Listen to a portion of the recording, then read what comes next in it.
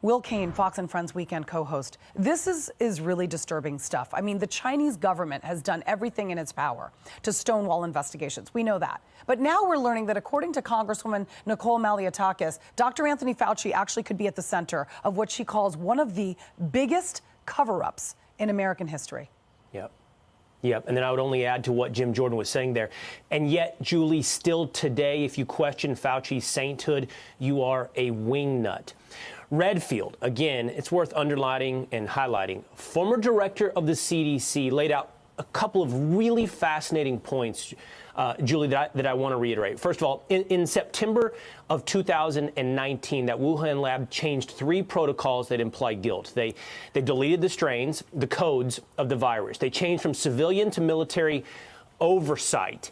And then they brought in a civilian contractor to change the ventilation system. Every one of those pieces of big circumstantial evidence pointing to their own guilt, that it was a virus created in a lab. And yet then we see the cover-up you point out. Fauci, in league with social media, of course, paints anyone who points to that truth as a conspiracy theorist. And then, again, pays off $9 million in grants to 2 scientists who said, hey, this looks like it was made in the lab. They flip. All of a sudden, they're on the same script as every other scientist out there saying it's of natural origin.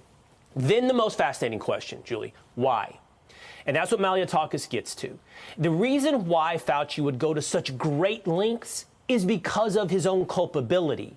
What he's covering up is his guilt in helping fund this worldwide pandemic.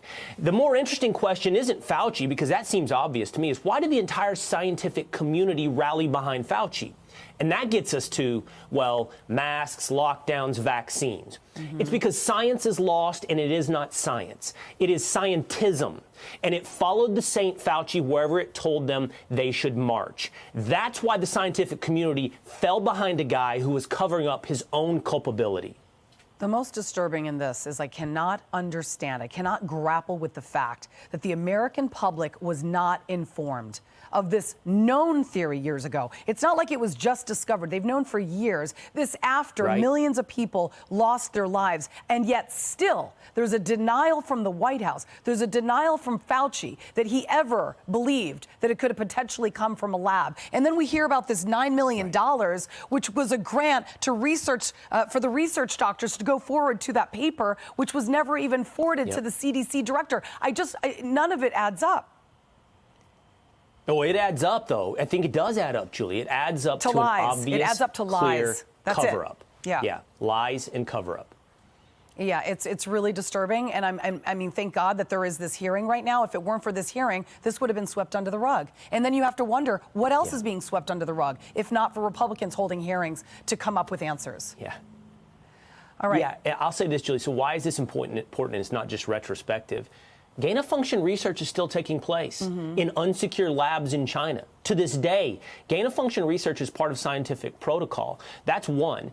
2, as you point out, if you went to these links to cover up this story, what else did you cover up? Science doesn't, by its very nature and definition, shouldn't, and it doesn't in the popular consciousness, I think, anymore, demand blind faith. That is not science. Got to switch gears here now. President Biden's disastrous withdrawal from the Afghanistan front and center at a House hearing yesterday. Lawmakers looking for answers here as well.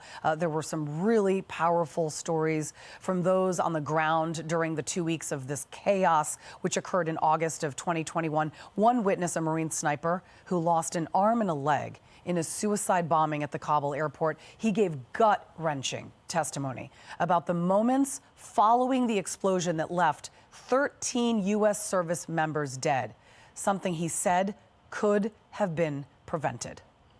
In a flash and a massive wave of pressure, I'm thrown 12 feet onto the ground, but instantly knew what had happened. I opened my eyes to Marines dead or unconscious lying around me.